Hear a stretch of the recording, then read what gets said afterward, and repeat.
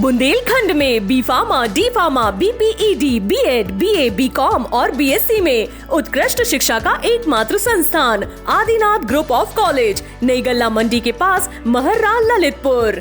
भैया राम राम नमस्कार। हमें तो चिंते ही जो नाम है हमारा सचिन चौधरी। सागर जिला के सुर्खी में एक बड़ा घटनाक्रम हुआ है। भारतीय जनता पार्टी की पूर्व विधायक पारुल साहू कांग्रेस में शामिल हो गई हैं। कमलनाथ जी के निवास पे जा ज्वाइनिंग भई है। हमारे संगे पारुल साहू जी। पारुल जी, सबसे पहले तो कौन सा ऐसा मुद्दा है जी वजह से आप मजबूर भई कि भाजपा छोड़ने पड़ी या खुशी से छोड़ी? केवल इतना कहूँगी कि आज जो परिस्थितियाँ प्रदेश में हमारे क्षेत्र में देखी जा रही हैं, तो उन परिस्थितियों को देखते हुए और जनता की आवाज़ बन के मैं इधर आई हूँ। और जिस तरह से सुर्खी विधानसभा क्षेत्र में आज डर और अहंकार की राजनीति पनप रही है, उसके खिलाफ जनता ने कहा आप लड़ें और हमारी आवाज़ उठाएं, तो मैं इधर आई हूँ। कहाँ से जो पूरे टर्निंग पॉइंट है? टर्निंग पॉइंट 2013 का विधानसभा चुनाव में आपकी जीत, या टर्निंग पॉइंट गोविंद राजपूत को वो बयान जी जिसके बाद पूरे देश में राजनीति भई थी? आखिर टर्निंग पॉइंट कहाँ से है, कि या फिर जी अभी 2020 में टर्निंग पॉइंट है? 2013 में आपसे कुछ छुपा नहीं है। उस समय मैं क्षेत्र के लिए नई थी और जनता ने अपना भरोसा और विश्वास मुझ पे जताया और मुझे विजय बनाया। और मैंने भी संकल्प लिया था, कसम खाए थे कि जनता ने मुझे अपनी बेटी माना है तो अब परिवार है ये मेरा, और मेरी जिम्मेदारी ये है कि क्षेत्र के लिए ज़्यादा से ज़्यादा विकास काम हो और मैं ज़्यादा से ज़्यादा काम करूँ वहाँ पे। और मैंने किया भी, ताकि वो संपन्न हो, किसी के आगे उनको हाथ ना फैलाना पड़े। तो ये मेरा हमेशा विजन रहा है।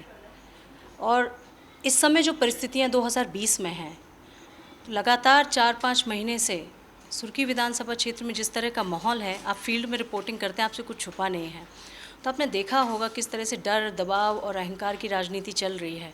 जनता ने कहा कि इस वक्त जब 2013 का चुनाव हुआ था तो हम आपके साथ खड़े थे, और अगर परिवार माना है तो इस समय आपको हमारे साथ खड़ा होना पड़ेगा।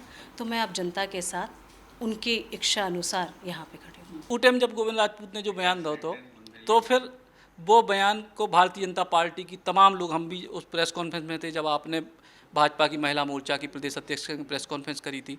आपको नहीं लग रहा कि उसके बाद वो बयान को लेकर आज तक भाजपा ने आगे नहीं बढ़ी, और आज वही गोविंद राजपूत जब होते हैं तो महिला स्वाभिमान को जोड़ो भी मुद्दा है?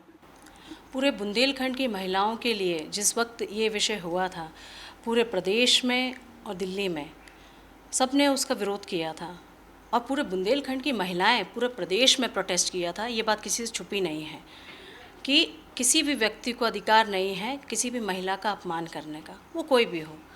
और मैंने उस समय हिम्मत दिखाई थी और मैं आगे बढ़ी थी कि अगर इस वक्त एक इंसान को आप अलाउ कर देंगे कि आपके लिए कुछ भी बोल सकते हैं, तो आगे हर महिला का अपमान होगा जो आगे बढ़ने की कोशिश करती है, और ये अधिकार किसी के पास नहीं है। आज भी अगर मैं इधर हूँ, आपने देखा जो हुआ है, तो मैं पूरे बुंदेलखंड की महिलाओं के स्वाभिमान के लिए, आत्मसम्मान के लिए इधर आई हूँ कि मैं अपनी बातों से पीछे नहीं हट सकती। जिस व्यक्ति को सम्मान करना नहीं आता है, केवल अपमान करना आता है, उसके साथ खड़ा होना मुझे it's not comfortable for me. एक और बात है कि अभी बुंदेलखंड में आज की तारीख में चाहे सांसद हो चाहे विधायक, मध्य प्रदेश के बुंदेलखंड इलाके में एक भी महिला प्रतिनिधि आज की तारीख में नहीं है। तो आपको लग रहा है कि कम से कम इस चीज़ को भी आपको बेनिफिट मिले?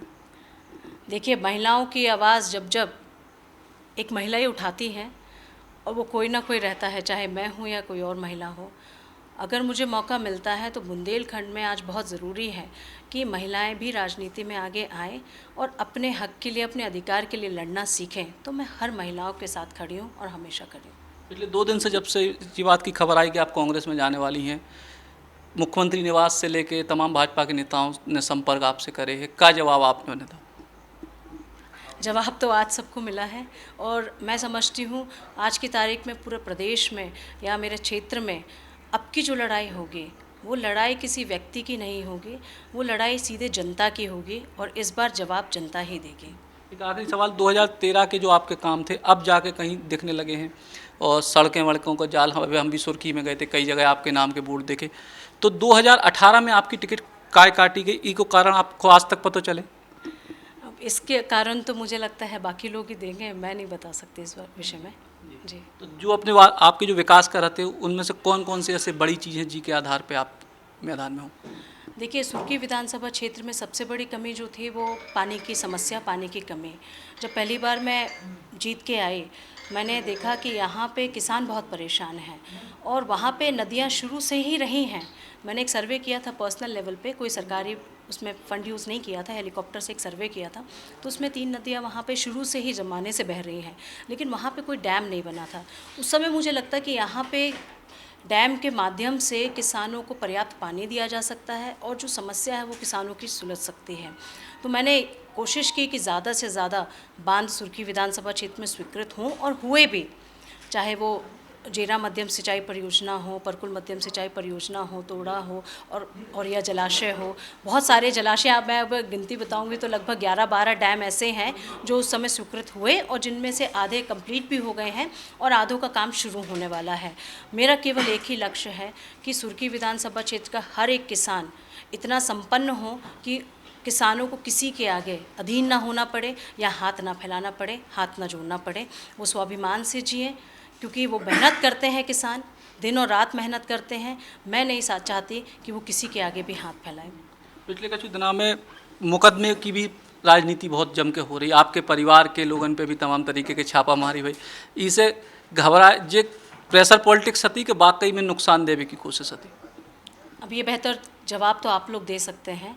मैं केवल इतना ही कहूँगी कि इस वक्त पूरे क्षेत्र की जनता, सुर्खी विधानसभा क्षेत्र एक ही आवाज़ लगा रही है कि इस क्षेत्र में डर और अहंकार और दबाव की राजनीति ख़त्म होनी चाहिए। क्योंकि अगर दुनिया में इंसान को डरना चाहिए तो वो भगवान से डरना चाहिए, किसी इंसान से नहीं। तो इसको ख़त्म करना बहुत ज़रूरी है, डर और दबाव की राजनीति को। ये जनता की आवाज़ है और व्यक्ति के जीवन में उतार चढ़ाव आते हैं और सबकी नैया पार भगवान कराते हैं, कोई इंसान नहीं करता है। तो जयती पारुल साहू जी जिनको कहो है कि भगवान ही नैया पार लगाएं और अब गोविंद की नैया जे हिलावे की कोशिश में है। कैमरामैन नीलेश के संग सचिन चौधरी, बुंदेली बौछार किला। बुंदेली बौछार की शानदार खबरों को देखने के लिए सब्सक्राइब जरूर करें और बेल आइकॉन दबाएं, तभी पूरी खबरें आपके पास आ पाएं।